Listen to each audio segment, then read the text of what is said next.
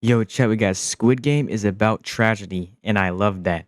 Spoilers ahead, ladies and gentlemen. So if you wanna, watch the season, then stop and click next and come back to watching this video. Let's get it. Played these games before! Squid Games is about capitalism. It's an allegory. Season 1 showed us that people are willing to do anything to find relief from their demons, or as you know, debt. The lack of money is the catalyst that sent us to Squid Games. And as you watch this video, remember how each situation stems from a lack of money. People are willing to do a deal with the devil to escape their situation, not realizing that the system that put them there was working for the same devil that they saw after. And if you don't realize, the games are the devil. Squid Game Season 1 was a commentary on our world and a critique of the capitalistic society we are currently in. It went as far as to show that Gi-hoon, our main character, couldn't escape with just money alone, hence why he went back to the games. So in other words, being rich isn't enough to beat the system. Money wasn't enough to satisfy Gi-hoon. The system itself needed to burn. But money is still a good trap for the mouses. That's why the piggy bank is constantly shown, and that's why it's still present in the players' sleeping quarters for them to see all the time. But that leads us to season 2 and 3, which tell the same story. It's about capitalism, but rather than leaving us on an ending filled with ambiguity on whether or not Gi-hoon returns, they continue the story to showcase tragedy. I know a lot of people critique Squid Games because it went on to continue its story, but I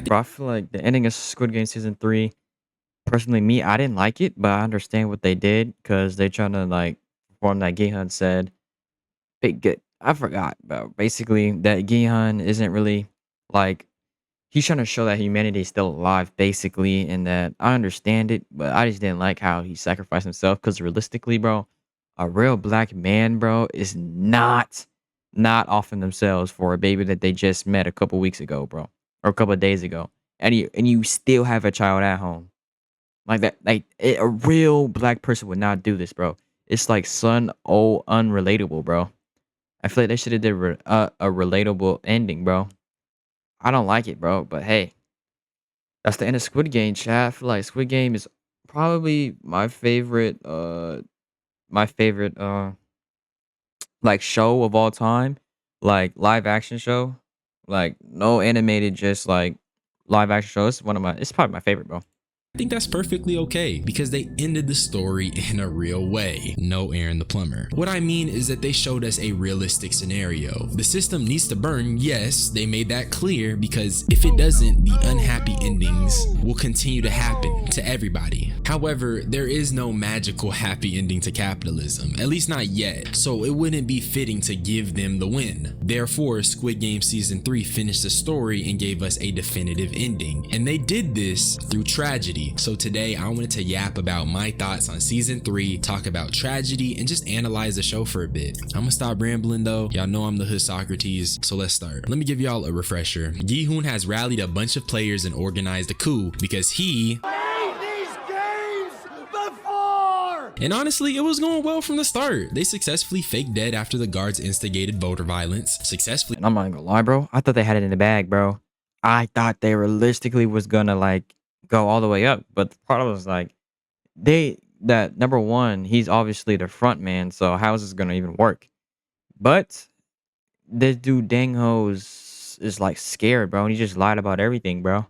turned the tables on all the guards and recruited people to go and storm the headquarters. Then the group pushed their siege hard, well, except this nigga Daeho, who failed to deliver the much needed ammo because he lied about being a soldier and was really just a nobody, and Inho, the front man, betrayed them before they even reached their destination. And then finally Gi-hoon watched his day one homeboy get slimed out in front of him, and we were left for a couple months because the writers couldn't be arsed to finish the story. And now that you guys know where we left off, let me actually discuss a key aspect of season 2 and 3, the voting system. And it's key because it truly shows the flaws of the capitalistic system. After each game, the players are allowed to vote on whether or not they want to leave. However, if the game ends prematurely, And bro, I don't remember this in season 1, bro. I do not remember this in season 1.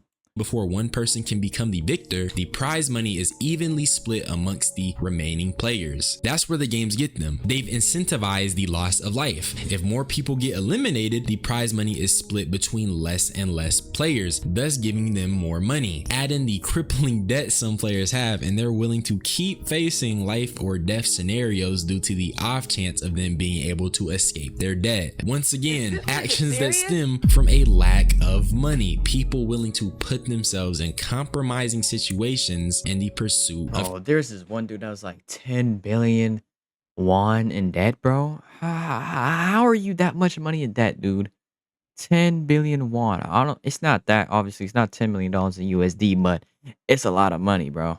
Cash. Tragedy leads people to the pursuit of cash, and that's what Squid Games is about. Now let's get to the fun part. Let me show you guys just how tragic this show is. Gi-hoon loses his mind because everyone else got slimed out and In-ho left him alive. And then on top of that, because he lost his mind for the remainder of the season, between games, Gi-hoon is handcuffed to a bed. But this leaves us to the keys and knife game itself. They use this ball machine, and whatever ball they get is the team they're on. This is where the key and knife comes in. Blue team receives keys in a box while red receives knives. Blue is tasked with either escaping the maze or surviving till the time runs out, while red passes through unaliving other players. So if you're not getting the picture, it's the game of hide and seek with a deadly twist. And I'm not gonna lie, I don't know if I'd survive this truthfully. The way niggas was moving in this game was not okay. This game was already tragic from the moment it started. Guimja and Young Suk, the mother and son duo, were already on opposing teams. Now to be fair, Young Suk swapped with his mom so she wouldn't have to go and, you know, unalive anyone. But then on top of that,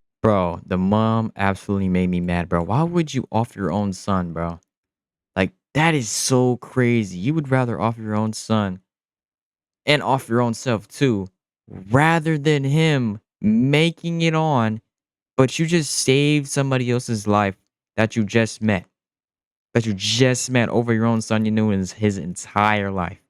That is messed up, bro. that you got That mom made Junsi me and mad, bro. Myung-gi, the baby mom and baby father, on opposite teams. So I'm just trying to figure out, where's all this crazy karma coming from? You have these insane matchups with family in the games. Now I'm not saying this is good, but I'd rather be in the games by myself than have my family, because I'm not about to see my dukes get bodied. I can't do that.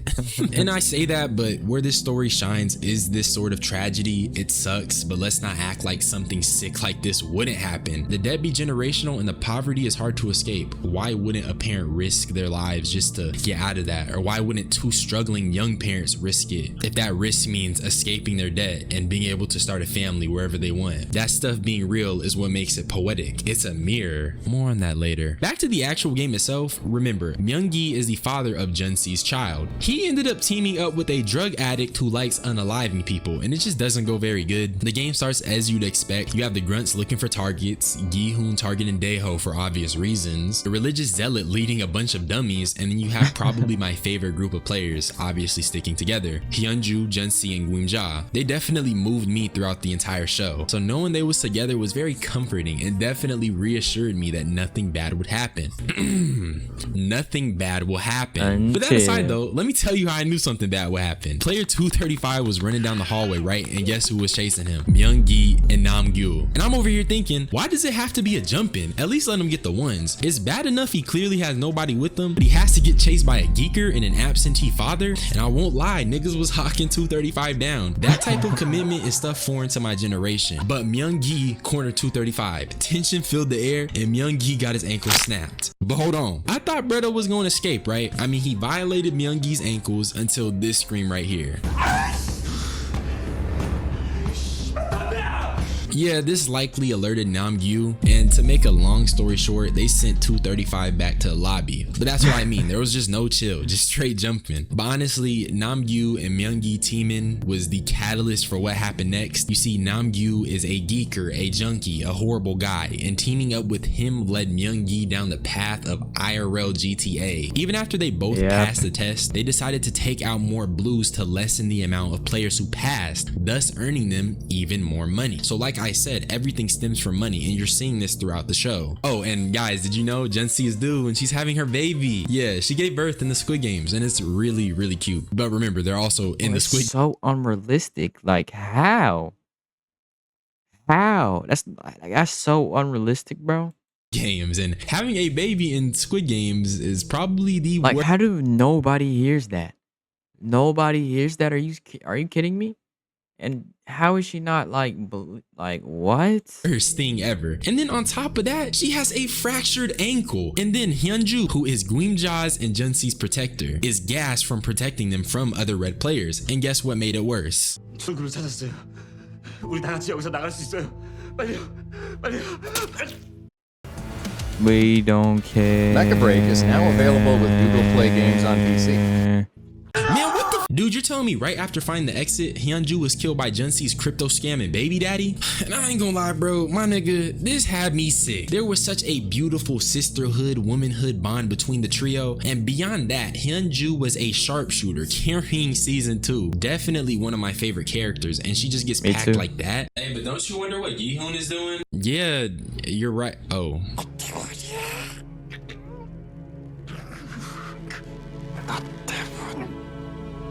Yeah, so the guy who lied and sold everybody told Gi-hoon with his dying breath that the reason for everything going bad was his fault. The same Gi-hoon who risked his life to save everyone is now being told by a man who lied and jeopardized the coup on his last breath that it's his fault. That had the same energy as the nigga praying for Peter Parker's death. I mean, it's just sad as hell. I'm not even saying Gi-hoon is perfect. Don't get me wrong. He's a deadbeat who gambled his daughter's money. But oh my goodness, you enter a death game trying to save niggas, and the dude who lied about his skills is blaming you for everything that went wrong? That had me in a straitjacket. But you know what? That's life. That's real as hell. You can feel so sure about someone being wrong, and somehow in their head, they're right. That's the duality of perspective. That's what life is. This scene feels painfully human to me. Now, obviously, bro, I think Daeho is wrong. Straight up. Like, he actually got mad people unalived. But from his perspective, I mean, as he explains, a nigga just wanted to live. He did what he thought was necessary, and lying about who he was and what he could do was the necessity that led to his potential survival, or at least in his head. So therefore, he's not wrong. But clearly, there's no way this gets worse.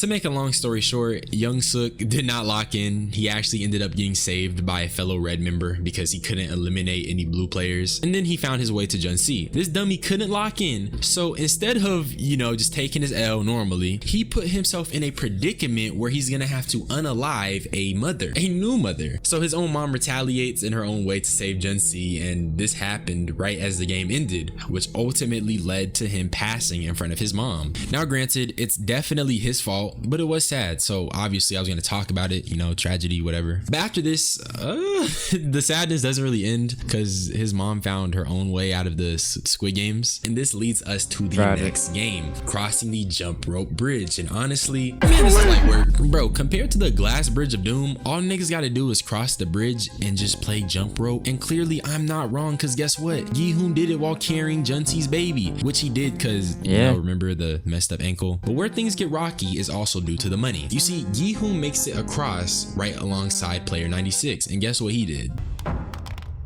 Yeah, so 96 started knocking people off and keeping them from crossing because he obviously wanted more money. And like I said, with the nature of the voting system and how money is splitting, he was just gonna split it between him and Gi-hoon. And obviously Gi-hoon wasn't messing with that. His whole thing is saving people. So what was his reaction? 널 뒤에서 밀어버리면 너랑 상금을 나눌 필요도 없어.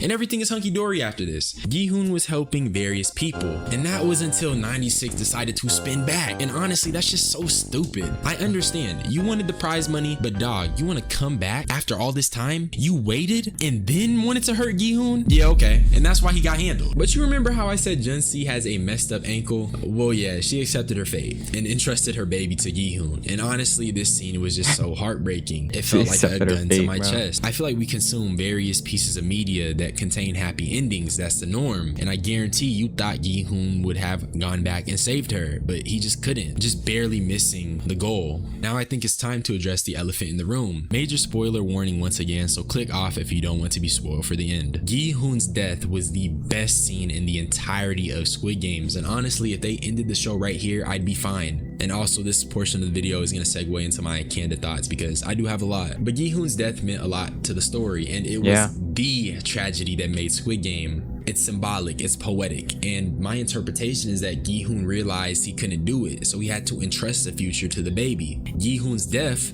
to me, showcased that the system Squid Games is making a commentary on will not be beat by just a single person. A revolution isn't won by a person and an idea. It's only started by that, and that's where the baby comes in. I think the baby symbolizes the youth and how as we keep passing on knowledge, some curses will only be broken by the future generation. I won't go too in depth with this because frankly the video is already long enough, but honestly it's just food for thought. As I said, the ending worked for me in season 3 as a whole because it's just a realistic thing. This kind of misfortune is just the way the world.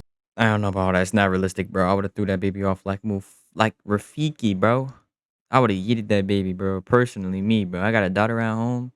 Sorry, bro. It sucks, but there's a certain beauty to that mirror of our reality, the circumstances that really are that bad. That's why everyone was being unalived and various people were eliminated, including our main boy. The system requires more than just money to beat. It requires more than just one mind. Gi-hoon wasn't gonna win, and I think deep down we all knew that. So as I said, Squid Games was about tragedy. It was a painful reflection on the real misfortune that plagues our very real world. Seasons 2 to 3 act as the ending of a conversation that was presented in season 1, and I love that. Now I want to debunk something I've seen, like Gi-hoon being out of character, and to that I say, if you see your day one get slimed out and all the people you tried to save also get slimed out, you'd start dissociating too, so just chill off my goat. And I feel like a lot of people have been misinterpreting season 3 and not seeing it as this mirror. Like I said, everything makes sense when you realize it's a lot of tragedy, it's a lot of pain, and it's a mirror of our real world.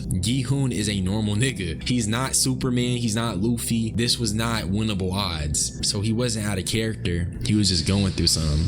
But before I hop off here, let me tell y'all my candid thoughts. If this feels a little speedrun / abridged, chill off me. It's my first time really analyzing media and presenting content like this to the channel, so I didn't want to drag it or make the video boring, so I definitely wanted to quickly navigate parts just to get to what my thoughts were. And if y'all mess with it, bro, I'll definitely do more of this. I enjoyed this. This was fun. It was different, and bro, I'm not a drama channel. This is an opinion channel, so just expect opinions. You feel me? And honestly, I might make another Squid Games video because there was more that I had to say regarding Squid Games. And honestly, this show has a lot to dissect, and I already know people are gonna be super critical, but just chill, come back to it, maybe rewatch.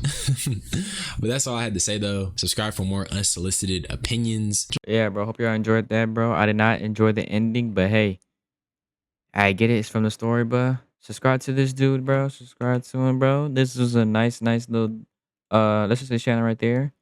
Yeah. Love your boys and girls. See y'all next video, man. Peace.